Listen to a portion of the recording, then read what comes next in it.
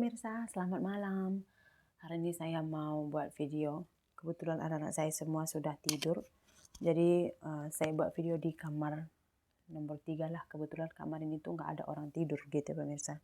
Jadi saya sempatkan buat video malam ini.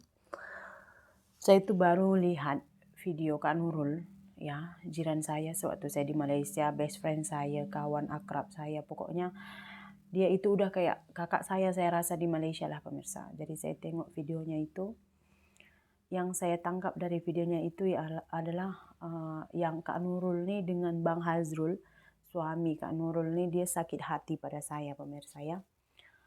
Bukan saya tak tahu pemirsa ya, ada di video makcik saya yang bercakap entah apa-apa pasal saya, pasal family saya, kakak saya, adik saya, mak saya, makcik saya.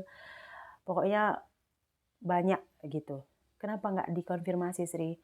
Karena bagi saya sudah tahu sifatnya dan ya udah gitu pemirsa. Saya tidak menanggapi hal-hal seperti itu. Cuman ini pasal Kak Nurul, saya tengok saja videonya tadi tuh saya udah nggak bisa tidur. Saya udah nggak bisa tidur. Terus saya tidurkan anak saya memang terus mau buat video lah. Bukan klarifikasi sebenarnya, ini lebih kepada permintaan maaf saya sih. Karena saya sendiri tak perasan yang saya sebenarnya sudah menyakitkan hati Kak Nurul. Dia itu sebenarnya sakit hati, saya tahu dari raut wajahnya, cuman saya tahu Kak Nurul ini orangnya sangat menjaga orang gitu pemirsa. Nah jadi Kak Nurul ada ceritakan di videonya itu ada sedikit salah paham katanya pemirsa, dan saya tidak minta maaf. Memang kepulangan saya tidak meminta izin semua kepada tetangga-tetangga macam seperti apa yang saya inginkan sebenarnya. Awal yang saya inginkan tuh saya membuat makan-makan, tapi kan tidak jadi ya. Terus memang ini murni salah saya, tidak ada yang salah di sini, bukan salah paham. Macam Kak Nurul bilang salah paham, katanya tidak, bukan salah paham, ini adalah murni salah saya. Jadi hari itu pulang saya dari ini, saya ceritakan ya pemirsa. Jadi hari itu pulang dari Indonesia, beberapa hari setelah saya pulang dari Indonesia, Kak Nurul datang ke rumah gitu. Dan kami bercerita-cerita. Terus saya bilang, Kak, mungkin dalam bulan ini saya akan pindah ke Indonesia. Jadi apa barang yang kakak mau, saya bilang pemirsa. Jadi Kak Nurul minta beberapa barang untuk dibeli gitu. Jadi saya bilang, udah betul kakak beli? Katanya iya, cuman memang hanya sebatas bercakap di situlah.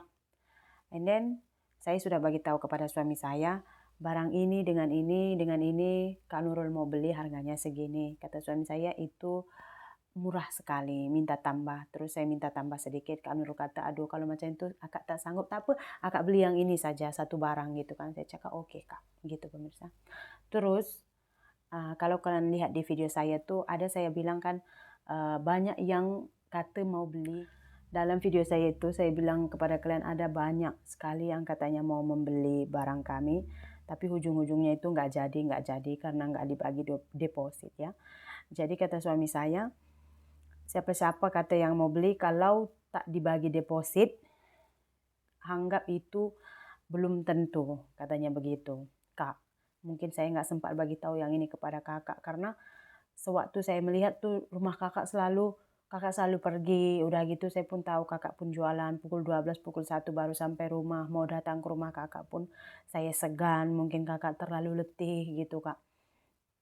Terus saya juga memang sibuk kemarin ngurus ini itu, kirim itu, ngurus ini Kak. Memang agak sibuk lah. Tapi ya di sini pun saya tak salahkan siapa-siapa, ini memang salah saya. Karena saya ada nomor kakak, kenapa saya tak WhatsApp saja ya kan Kak. Terus suami saya yang ngambil pembelinya pemirsa. Kalau kalian lihat barang-barang kami tuh kebanyakannya dibeli oleh orang-orang estate juga.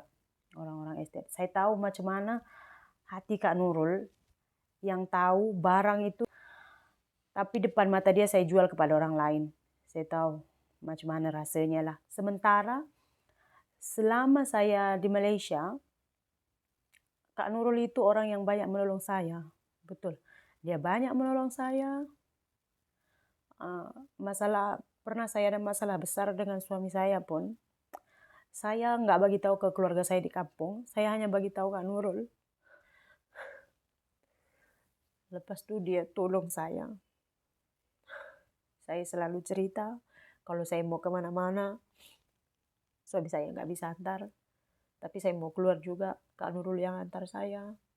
Saya mau apa-apa photostat, apa-apa mau diketikkan, apa-apa mau dituliskan, surat cuti suami saya untuk dituliskan, saya minta tolong pada Kak Nurul juga. Las-las, bila saya mau pergi, saya lukakan hatinya. Memang di sini saya betul-betul jahat, saya bilang. Saya memang betul-betul jahat. Saya sudah WhatsApp Kak Nurul, sambil saya WhatsApp pun saya menangis. Tapi saya tahu dia belum baca karena mungkin dia sibuk. Terus kalian tahu udah sebegitu jahatnya saya. 2 hari lepas saya call Kak Nurul, saya tanya kabar, sehat Kak, sehat. Saya memang tidak tahu yang saya menyakitkan, bukan gimana ya pemirsa. Terlalu sibuknya saya memikirkan hal saya sendiri sampai saya lupa yang saya ini sudah menyakiti hati orang. Sampai saya tak perasan yang saya sudah menyakiti hati orang gitu. Antara semua yang saya kenal di Malaysia, Kak Nurul yang paling baik, yang paling banyak menolong saya. Makanya waktu saya tengok videonya itu saya nangis. Tapi itu pun dia masih mencoba berkata biar orang tak ada mengecam saya gitu. Jadi saya tanya kabar, lepas itu saya minta tolong lagi, tahu tak? Saya minta tolong lagi dengan masalah saya, itu pun masih dia buat. Dan Kak Nurul tak ada cakap yang saya ini udah sakitkan hati, dia tak diam message saya, dia angkat kalau saya itu macam biasa. Dan saya tak perasan kalau saya memang sudah menyakiti hatinya gitu. Saya tak perasan yang saya sudah melukakan hatinya. Jadi bila saya tengok video tadi ada selisih paham, saya pun pikir selisih paham dari segi apa, selisih paham dari segi apa. Kalau misalkan saya tidak minta maaf kepada Kak Nurul atau tetangga yang lain, kayaknya semua tetangga saya tidak minta maaf, saya pikir. Tapi bila saya ingat yang memang saya dah berjanji yang barang ini saya akan berikan kepada Kak Nurul, akhirnya dijual kepada orang lain, mungkin di situ bagi pihak Bang Azrul pun, suami kepada Kak Nurul pun akan sakit hati, betul. Jadi tidak ada klarifikasi yang saya ingin sampaikan di sini, Kak.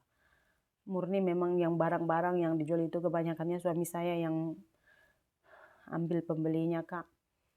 Kalau misalkan lah perbuatan saya yang saya tidak sengaja sudah melukai hati Kakak dengan abang, saya betul-betul minta maaf, Kak. Saya sudah minta maaf dari WhatsApp, saya juga minta maaf dari video karena saya juga mengetahui informasinya dari video, jadi saya jelaskan juga di video saya memang betul-betul tidak tahu.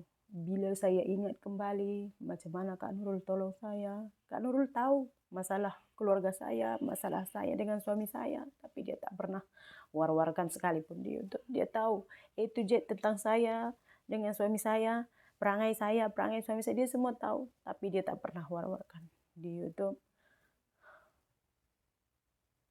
Mungkin hanya video yang itu dia berbicara mungkin terlalu sakit dan saya langsung tak peka, tak perasan.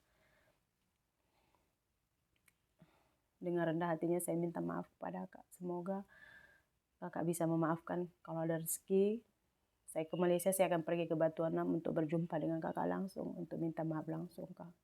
Harap-harapnya tidak ada kecil hati, Kakak pun sudah memaafkan saya, dan saya pun memang mengakui kesilapan saya, Kak.